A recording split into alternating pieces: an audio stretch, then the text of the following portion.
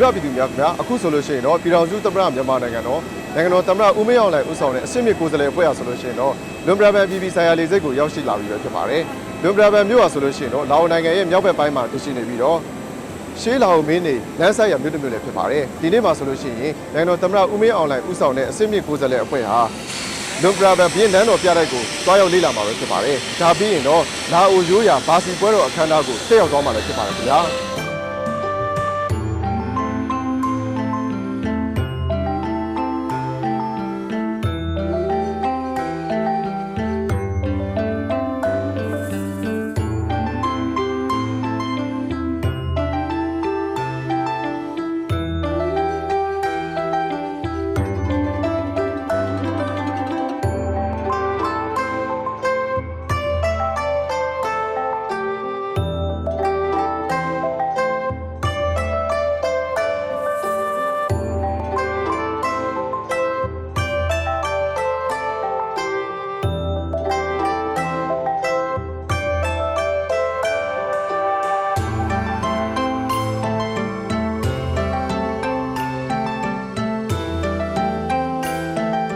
လွန်ပရာဘန်ဘီယန်နန်တော်ပြတဲ့ဟာမဲကောင်မြေကမ်းပါပေါ်မှာတည်ရှိပါတယ်။လွန်ပရာဘန်ဘီယန်နန်တော်ကိုဒေသခံအများစုက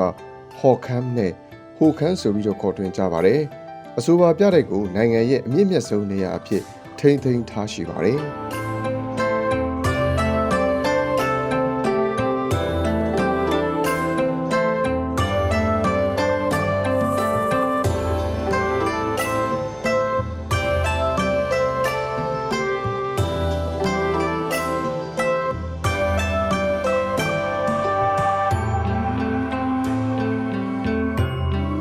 ပြည်သစ်ကိုလိုနီနယ်ချဲတို့အုပ်ချုပ်စဉ်ကာလ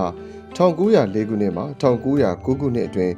လာအိုဘီရင်စီစာဘန်ပြောင်နဲ့တော်ဝင်မိသားစုတွေနေထိုင်ရန်အတွက်တည်ဆောက်ခဲ့ခြင်းဖြစ်ပါတယ်။ယခင်ကကျွန်းအတိအဖြစ်ဆောက်လုပ်ထားခဲ့ခြင်းဖြစ်ပြီးပြန်လည်ပြုပြင်တည်ဆောက်တဲ့အခါမှာတော့ပြည်သစ်ဘိတုကလက်ရာတွေနဲ့လာအိုရိုးရာဘိတုကပုံစံတို့ကိုရောနှောပြီးပုပ်ကိုအစားထိုးကတည်ဆောက်ခဲ့ခြင်းဖြစ်ပါတယ်။1985ခုနှစ်ပသက်လာအိုတို့အာဏာရရှိလာခဲ့ခြင်းမှာဘရင်စနစ်ကိုဖျက်သိမ်းခဲ့ပြီးတော့တော်ဝင်မိသားစုတွေကလည်းအဆိုပါနန်းတော်ကနေထွက်ခွာခဲ့ရပြီးတော့ယခုလိုမျိုးအမျိုးသားပြတိုင်းအဖြစ်ပြောင်းလဲဖွင့်လှစ်ခဲ့တာပဲဖြစ်ပါတယ်ခင်ဗျာ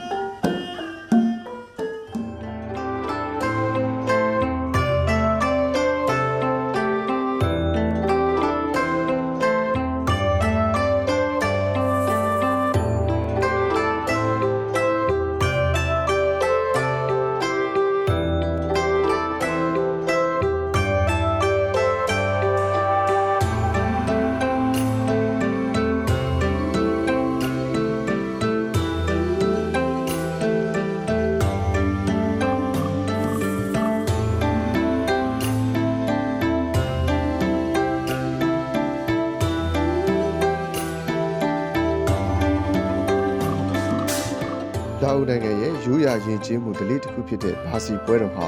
ဗုဒ္ဓဘာသာအယူအဆနဲ့ရှေးရိုးယုံကြည်ချက်တို့ပေါင်းစပ်နေတဲ့မီယိုပလာအခမ်းအနားတစ်ခုဖြစ်ပြီးလာအိုနိုင်ငံတဝန်းရှိဒေသခံပြည်သူတွေကလူမှုစီးပွားတိုးတက်ကျန်းမာအောင်မြင်စေရန်အတွက်ယုံကြည်မှုတစ်ခုအနေနဲ့ အစင်လာမပြတ်ဘဲနဲ့ယနေ့တိုင်ကျင်းပလျက်ရှိနေပါတယ်။ပါစီပွဲတော်ဟာလာအိုလူမျိုးတို့ရဲ့အယူအဆအရလူတူးချင်းစီတွေကျမ်းမာရေးကောင်းမွန်စေရန်နဲ့ကံကောင်းခြင်းတွေရရှိစေရန်ရည်ရွယ်ကကျင်းပခြင်းဖြစ်ပြီးဂုဏ်တရားရှိဧည့်သည်တော်များအားကြိုဆိုခြင်းအိမ်တော်ပြုခြင်းကလေးမွေးဖွားခြင်းခရီးဝေးသွားရောက်ခြင်းဒါမှမဟုတ်ပြန်လည်ရောက်ရှိခြင်းတို့နဲ့လာအိုနှစ်တကူပွဲတော်စတဲ့နေထူးနေ့မြတ်တွေမှာအဓိကထားကျင်းပလေရှိပါတယ်။ဘာစီအခမ်းအနားကျင်းပမှုပုံစံကတော့မပြောဘဲနဲ့ပန်းဝင်များပြီးတည်သက်လှပစွာကြော့ပုံတံပြုလုပ်ထားတဲ့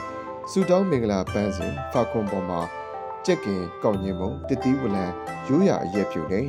လက်ကောက်ဝတ်မှာချီနှောင်ရန်အဖြူရောင်ချီမြင်ကျိုးများကိုပူဇော်ပြီးတင်ဆောင်ထားရှိတာပဲဖြစ်ပါတယ်။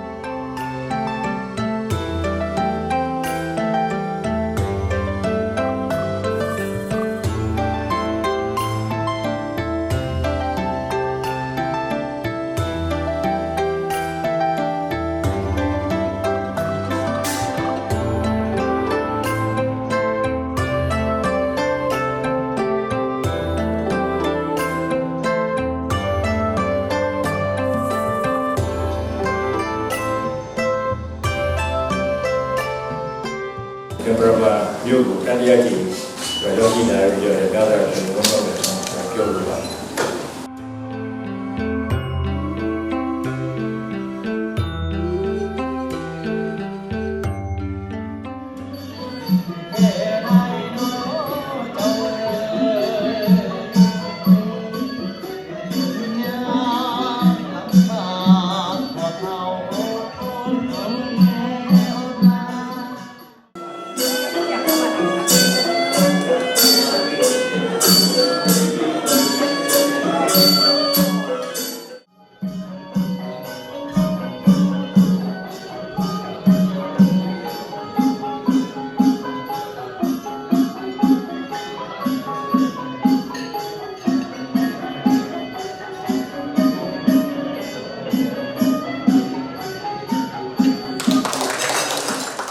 မိဘပြည်သူများခင်ဗျာအခုကျွန်တော်ရောက်ရှိနေတဲ့နေရာကတော့ဝက်စီရန်တုံဖျားကျောင်းပဲဖြစ်ပါတယ်ဒီဖျားကျောင်းကိုတော့16ရာစုနှစ်အတွင်းမှာဘရင်ဆရာစတီတာဝက်ကနေပြီးတော့စတင်တည်ဆောက်ခဲ့ပြီးတော့1560ပြည့်နှစ်မှာပြီးစီးခဲ့တာပဲဖြစ်ပါတယ်ဒီဖျားကျောင်းအောင်ဆိုလို့ရှိရင်တော့လာအိုနိုင်ငံရဲ့ရိုးရာလက်မှုအမှုပညာတွေနဲ့ဗုဒ္ဓပိသုကာလက်ရာတွေထဲမှာတော့စိတ်ဝင်စားစရာအကောင်းဆုံးတည်ရှိနေတဲ့ဖျားကျောင်းလည်းဖြစ်ပါတယ်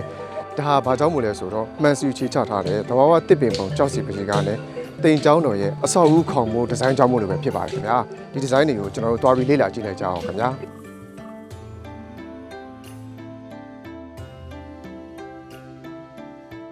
ရွှေပြည့်အနုစိတ်စီကာထားတဲ့မျက်နှာစာမှန်စီရွှေချရောင်စုံပကြီးကားများကြောင်းအာရှတိုက်မှာအလှပဆုံးဖုံးတော်ကြီးကျောင်းတစ်ကျောင်းဖြစ်ကဘာလက်ခီးသွားအများအပြားလာရောက်လည်ပတ်လေးရှိတဲ့ဝက်စီရန်တုံဖျားကျောင်းကိုတော့နိုင်ငံတော်သမ္မတဦးမင်းအောင်လှိုင်နဲ့ဇနီးတော်ကျူလာဦးဆောင်တဲ့မြန်မာအစစ်မြင့်ချစ်ကြည်ရေးကိုယ်စားလှယ်အဖွဲ့ဟာလေးလာလဲပတ်နေကြတာကိုလည်းအခုလိုတွေ့မြင်နိုင်ပါတယ်။နိုင်ငံတော်သမ္မတနဲ့ဇနီးတို့ဟာဝက်စီရန်တုံဘုရားကျောင်းအတွင်းမှာရှိတဲ့ဗုဒ္ဓရုပ်ပွားတော်မြတ်အားဖူးမြော်ကြည်ညိုပြီးစီမီပန်းနဲ့ရွှေကြာသင်္ကန်းကိုကတ်လူပူဇော်ကဖူးမြော်ကြည်ညိုပါတယ်။အဲဒီနောက်နိုင်ငံတော်သမ္မတနဲ့ဇနီးတို့ဟာဝက်စီရန်တုံဘုရားကျောင်းအတွင်းအများပြည်သူဖူးမြော်နိုင်ရန်အတွက်မာရာဝီဇီယဗုဒ္ဓရုပ်ပွားတော်မြတ်တဆူနဲ့မာရာဝီဇီယဘုရားကြီးတိဆောက်ခဲ့မှုတမိုင်းမှတ်တမ်းစာအုပ်ကိုပေးအပ်လူတန်းခဲ့ပါတယ်။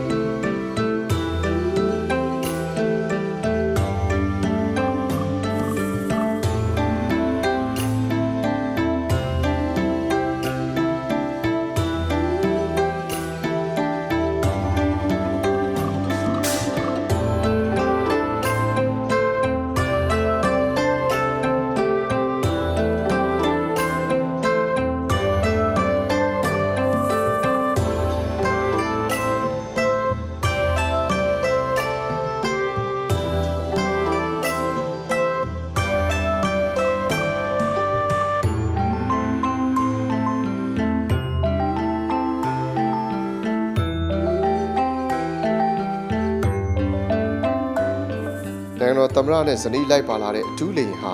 ညနေပိုင်းမှာတော့နေပြည်တော်တပ်မတော်လေဆိပ်ကိုရောက်ရှိရမှာဒုတိယသမ္မတဦးညိုစောနဲ့ဇနီးဒုတိယသမ္မတဒေါ်နန်းနီနီအေးပြည်သူ့လွှတ်တော်ဥက္ကဋ္ဌဦးခင်ရီမြို့သားလွှတ်တော်ဥက္ကဋ္ဌဦးအောင်လင်းတွင်းနဲ့ဇနီး